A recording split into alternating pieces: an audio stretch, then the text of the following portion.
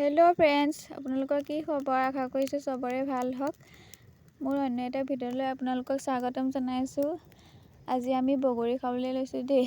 ভণ্টিক আজি বগৰী পাৰিবলৈ লগাই দিছোঁ।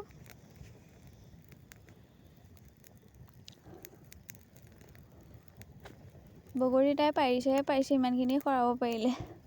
অৱশ্যে বগৰী গছজোপাত বেছি নাই বাৰু, এবাৰ বেছিকৈ নালাগিলে।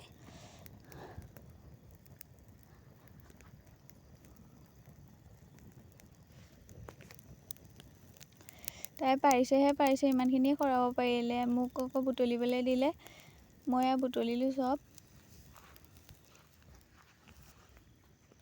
আমাৰ ভাগিনীয়ে এবাৰ প্ৰথমবাৰৰ কাৰণে বগৰী টেষ্ট পাইছে দেই। সিহে জানিছে আৰু কি টেষ্ট পাইছে। এগালমান বগৰী পাৰিলোঁ, 1 চালনীমান হ'ব।